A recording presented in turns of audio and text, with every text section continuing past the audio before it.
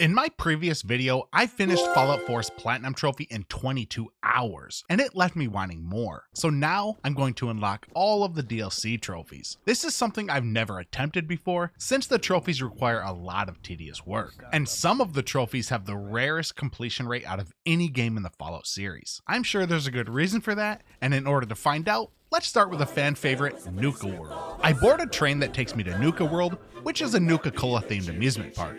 But it turns out, I'm walking into a death trap where I'm forced to navigate a deadly obstacle course called the Gauntlet. I'm immediately attacked by a group of turrets, and after taking out a few, I earn enough XP to level up, which unlocks a trophy for reaching level 5. And all the other trophies for reaching each level milestone from the base game. See, I'm actually level 52 because I transferred my save from the PS4 version to the PS5 version. Anyways, this place has a lot of booby traps, and I was careful to disarm most of them, but you need to be careful because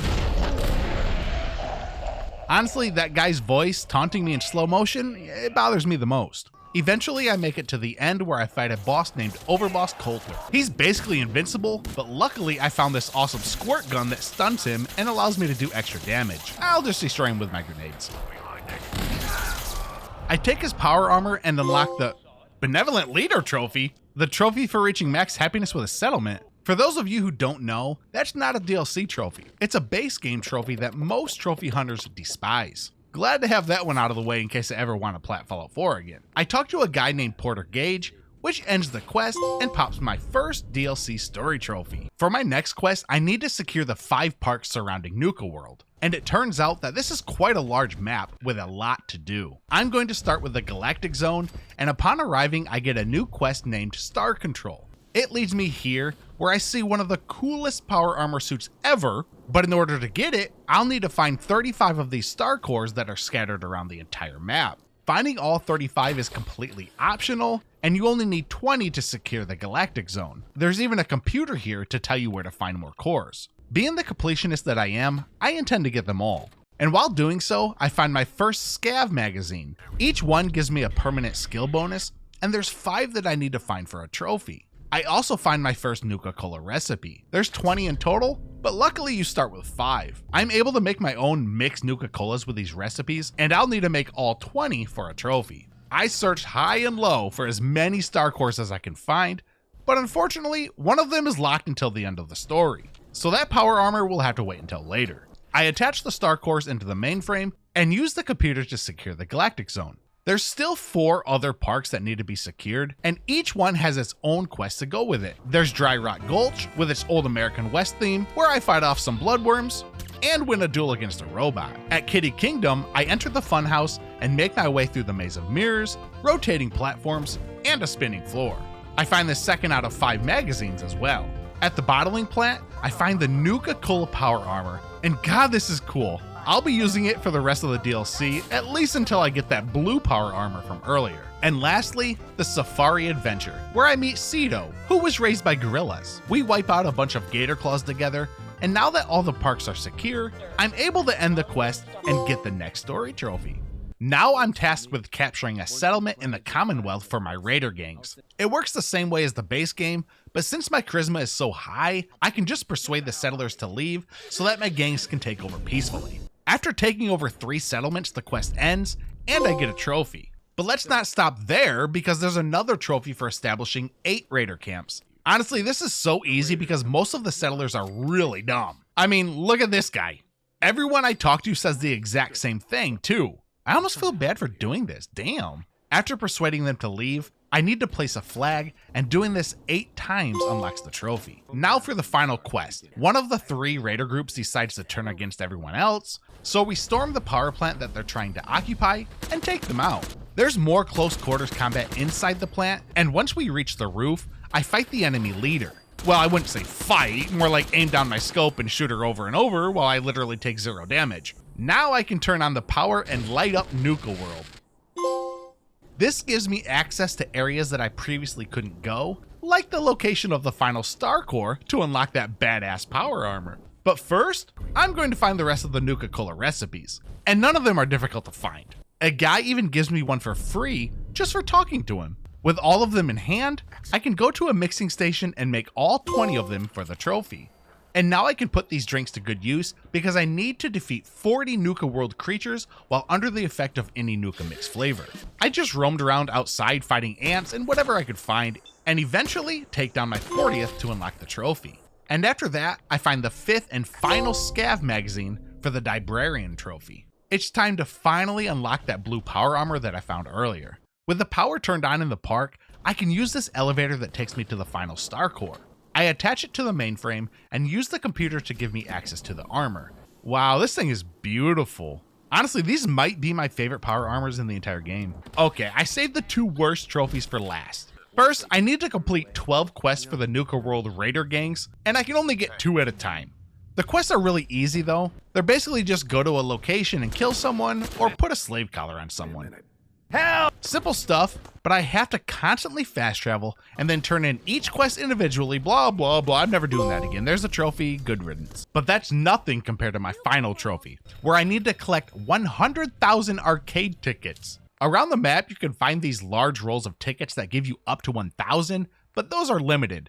The only other way to earn tickets is at the arcade. There's a few different games you can play, like Whack-A-Kami, where you hit a bunch of commies as they pop in and out of the machine, basketball, which is actually fun once you get used to the controls, or the water gun race, where you shoot the target with a water gun and try to be the first to the top. You earn tickets, but very slowly, and I spent hours grinding to get 100,000. I take the tickets to the prize terminal and redeem all of them, finally giving me the trophy. And that's it for Nuka World. I enjoyed it, and one of my favorite parts was meeting Sierra.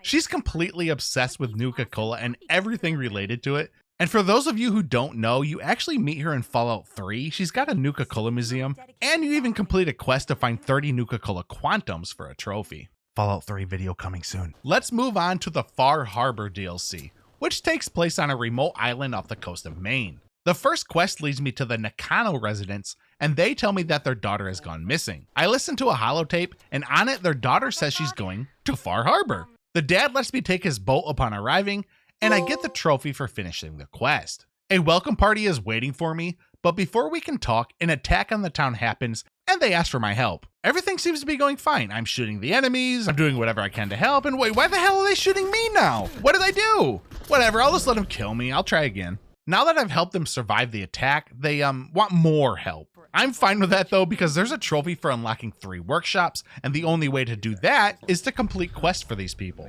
Out on my journey, I noticed some shiny plants sticking out of the water, and oh my god, it's an enemy! That legit scared me, but totally worth it because now I'm going to cook him, which pops a trophy for cooking one of the new Far Harbor recipes. Anyways, I complete the quest to unlock the 3 workshops, and if they were anything worth talking about, I'd have written more in the script. There's the trophy. Push back the fog. Back to the main quest, I'm told to meet with Old Longfellow, and beside him, I find the first of 5 Islanders Almanac magazines. Wait, is it an almanac or a magazine? Anyways, I'll need 5 of those for a trophy. I need Old Longfellow's help to guide me through the fog, and he agrees to help. I'm forced to slowly follow him for, I'd say, a good 15 minutes. I don't understand why developers always add quests like this to their games. They're so boring and nobody likes them. Just stop. We finally make it to the top of the mountain to a huge observatory. Upon entering, I find the second magazine. 3 more to go. I need to talk to a man named Dima. And oh wow, he's actually a synth. Definitely the coolest one I've ever seen. I ask him where I can find Kasumi, the missing daughter we've been looking for. Turns out she's right here. And she tells me that something is wrong here on the island. She wants me to figure out what's really going on with Dima, and the easiest way to do that is to just talk to him. I bring the information back to Kasumi to end the quest and get the next story trophy.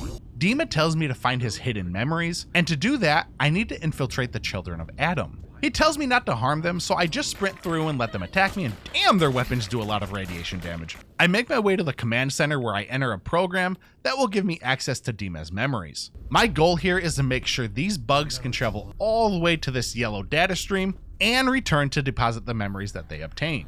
I can place blocks to fill in the gaps to create a path for them, and I need to direct these beams of light to destroy these impassable walls. There's also a defense system that'll destroy the bugs, but I can set up turrets to get rid of them. There's 5 of these puzzles, and each one is more complex than the last.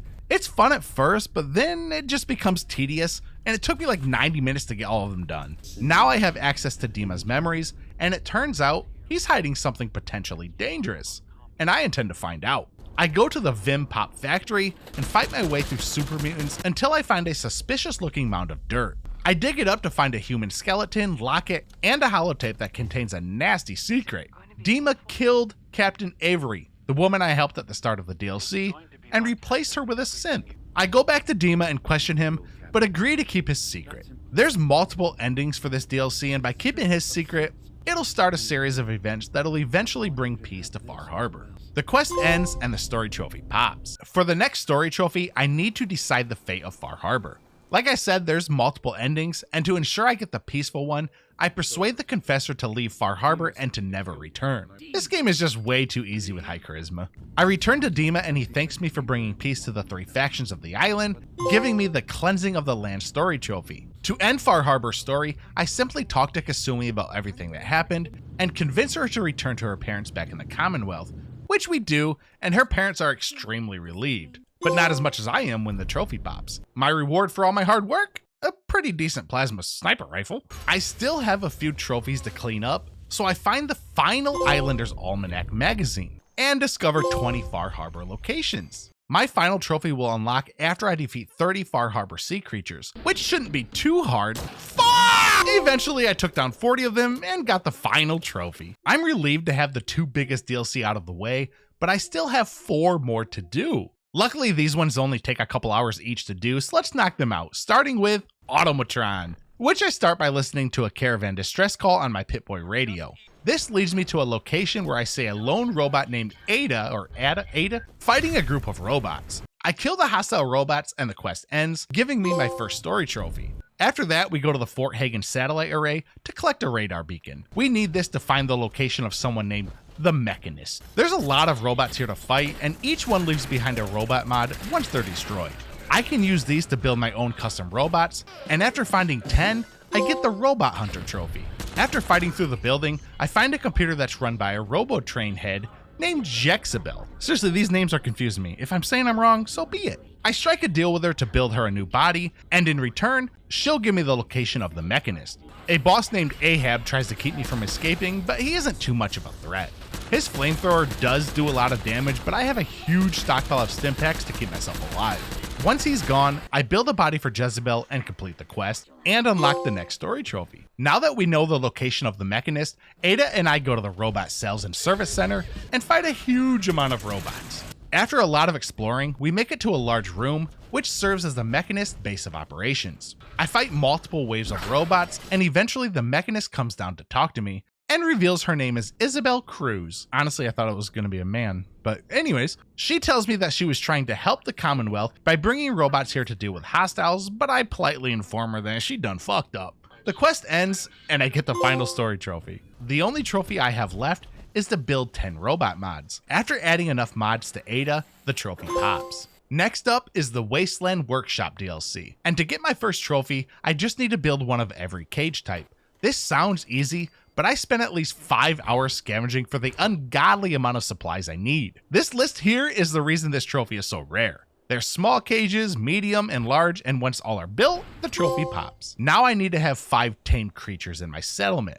I'll need to build this beta wave emitter, which tames the creatures once they're released from their cages. I build a bed and sleep until the cages are full. Now all I have to do is cut the power to release them and watch the trophy pop. And oh wow, they're killing each other. Nice. You know what? Let's see how a human does against one of these things. I build a platform and assign a settler to it, and when I open the cage, the fight begins. Oh, bitch got knocked out quick.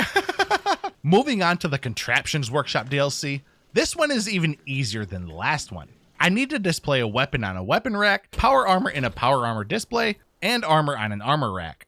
Easy trophy. For the timeout trophy, I need to assign a settler to a pillory. What's a pillory? No idea. Let's find out together. Oh, some sort of torture device. Okay, I find the nearest settler and assign them to it, and I don't know why they're so willing to do it. I'd at least put up a fight. And there's the trophy. Pretty messed up. I don't like that trophy. And lastly, I need to produce 100 objects from my builders. I set up the most simple builder possible and pack it full of steel and watch as the steel balls get pumped out one by one. The worst part of this trophy is waiting, doing the— oh, hi Codsworth. Anyways, after about 20 minutes, the trophy pops. I'm finally down to the last DLC, which is the Vault Tech Workshop. Now this one is actually pretty cool because I get to build my own vault.